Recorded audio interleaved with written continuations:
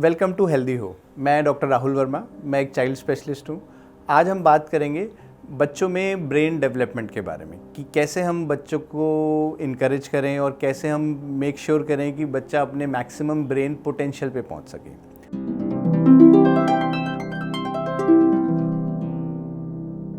पहली चीज़ ये जानना ज़रूरी है कि जो ब्रेन डेवलपमेंट है वो मैक्सिमम जो होता है शुरू के 2 से 3 साल में होता है। उस टाइम हम कैसे बच्चे के साथ इंटरेक्ट कर रहे हैं वो इम्पॉर्टेंट है।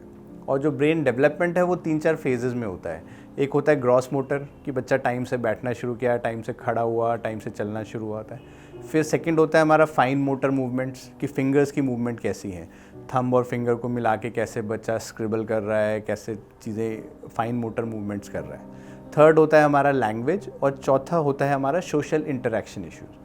ग्रॉस मोटर और फाइन मोटर जो मोटर डेवलपमेंट होती है वो ग्रॉस होती है, कुछ भी 19-20 होता है तो आप तुरंत डॉक्टर के पास पहुंचते हैं। जो सबसे इंपॉर्टेंट चीज़ हमसे मिस हो जाती है वो होता है लैंग्वेज और बिहेवियरल इश्यूज जो होते हैं सोशल इंटरेक्शन वाले, कि हमें लगता है कि बच्चा अभी छोटा है, धीरे धीरे बोलने लगेगा, या social interaction issues like temper tantrums, गुस्सा है, एग्रेशन कैसे कर रहा है। इन दोनों चीज़ों को जो मिला के जो चीज़ें आती हैं उनको कहते हैं बिहेवियरल इश्यूज। वो अलग अलग फॉर्म में हो सकते हैं।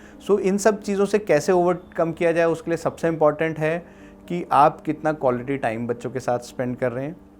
Screen time ideally should be 0 for less than 2 years. I can understand कि वो बिल्कुल ज़ीरो करना तो प्रैक्टिकली डिफ़िकल्ट है, बट जितना कम से कम होगा वो बेहतर रहेगा। और सबसे इम्पॉर्टेंट ये रहता है कि हम कितना प्लेफुल एक्टिविटीज़ में बच्चे के साथ इंटरेक्ट कर रहे हैं और कितना हम बच्चों को बुक्स से एक्सपोज कर रहे हैं, कितना हम रीडिंग हैबिट्स डाल रहे हैं, कितना हमारा कम्युनिकेशन लेवल है। कोई भी चीज़ हम उसके साथ कर रहे हैं तो हम उसको बता के और वैसे करेंगे तो चीज़ें बेटर होंगी। ब्रेन डेवलपमेंट के लिए सबसे इम्पॉर्टेंट है playful activities with the child. Reading एक बहुत इंपॉर्टेंट हैबिट है जिसके थ्रू बच्चे का ब्रेन डेवलपमेंट ज़्यादा होता है, और communication skills is important. For example एक छोटा सा एग्जांपल मैं दूंगा कि एक सिंपल बॉल गेम है। अगर बच्चा स्क्रीन टाइम बहुत ज़्यादा यूज़ कर रहा है तो उसमें स्क्रीन में अगर वो बॉल को देख रहा है कि एक बच्चे ने एक दूसरे बच्चे को बॉल फेंका, तो वो इट्स अ 2 डायमेंशनल थिंग। उसके लिए तो एक पेपर जैसा है जो इधर से गया और उधर पहुंच गया। जबकि वही बॉल गेम आप बच्चे के साथ खेलते हो तो बच्चे को एक 3 डायमेंशनल चीज़ का आइडिया होता है कि एक दूर से चीज़ आ रही है, वो धीरे धीरे साइज़ उसका बढ़ रहा है, मेरे पास आया, मैंने पकड़ा। तो ये जो नेचुरल जो डेवलपमेंट होती है ब्रेन की, उसके लिए बहुत इंपॉर्टेंट है कि हमारी प्लेफुल एक्टिविटीज़, एक क्वालिटी टाइम स्पेंड करें, रीडिंग हैबिट्स बढ़ाएं और स्क्रीन टाइम को जितना ज़ीरो कर सकें उतना इम्पॉर्टेंट है। अब हम बात करेंगे जो बिहेवियरल इश्यूज़ हैं इनको कैसे मैनेज किया जाए, क्योंकि जो भी बिहेवियरल इश्यूज़ हैं वो लैंग्वेज से रिलेटेड है और दूसरा social communication skills, social interaction. अभी लॉकडाउन के चलते आउटडोर एक्टिविटीज़ बहुत कम हो गई हैं तो बच्चे घर के अंदर ही रहते हैं, तो सोशल इंटरेक्शन उनका बहुत निग्लिजिबल हो गया है। तो इसकी वजह से behavioural issues are on significant rise. US का डाटा है तो इज़ ऑलमोस्ट क्लोजर टू 50% बच्चों में ये चैलेंजेस अब बढ़ने लगे। तो अब इसको कैसे मैनेज करना है, सबसे इम्पॉर्टेंट चीज़ है कि एक लाइन कहीं ना कहीं ड्रॉ करनी पड़ती है। जैसे फॉर एग्जांपल अगर बच्चा किसी चीज़ के लिए डिमांड करता है तो आप पहले ही डिसाइड कर लीजिए इस चीज़ के लिए हाँ है या ना है। अगर जैसे फॉर एग्जांपल उसने कुछ डिमांड किया, आपने हाँ कर दिया तो कहानी वहीं ख़त्म हो गई। लेकिन अगर आपने एक बार ना कर दिया सोच के, तो फिर वो हाँ में कन्वर्ट नहीं होना चाहिए, क्योंकि बच्चे को पता है मुझे अपनी अटेंशन कैसे लेनी है। उसको पता है मुझे 15 मिनट रोना है, आधा घंटा रोना है, 1 घंटा रोना है, थोड़ा टेम्पर टेंट्रम थ्रो करना है, बेड ज़मीन पे लेट जाऊंगा, तो कहीं ना कहीं से डिमांड पूरी हो जाएगी। ये आपको मेक श्योर करना है कि वो रो रहा है तो इस चक्कर में आप उसकी डिमांड पूरी नहीं करेंगे और आप उसको डिस्ट्रैक्ट करने की कोशिश करेंगे। मारने पीटने से कोई सोल्यूशन नहीं निकलेगा, बट आप उसको डिस्ट्रैक्ट करो या टोटली इग्नोर कर दो। आप जैसे अगर एक कमरे में बच्चा कर रहा है ऐसा, तो you can go to your kitchen and you can start doing your daily work, या you can go to drawing room and start doing something else. When the baby starts realising कि मेरे को कोई इंपॉर्टेंस नहीं मिल रही है, बच्चा अपने आप ही स्ट्रीमलाइन हो जाता है।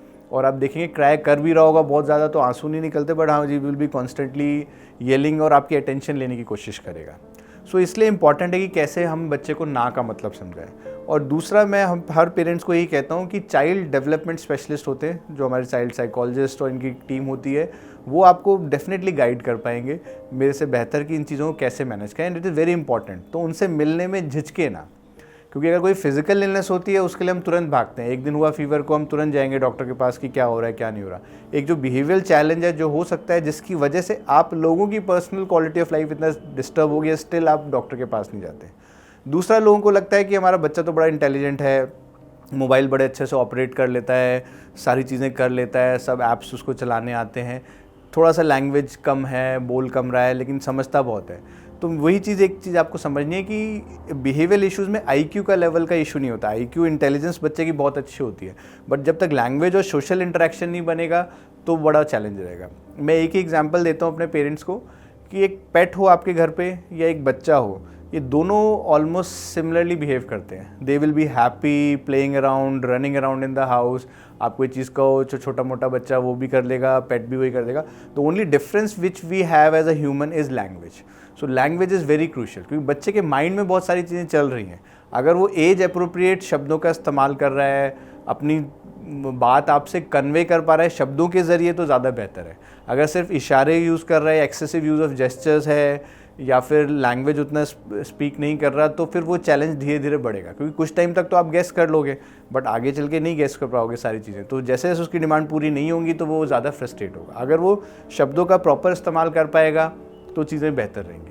सो इसके लिए आप फ्री होके अपने near by child development specialist से डेफिनेटली एक विजिट करने में कोई नुकसान नहीं। जैसे हम कहते हैं डेंटिस्ट से साल या 2 साल में एक बार मिल लेना चाहिए।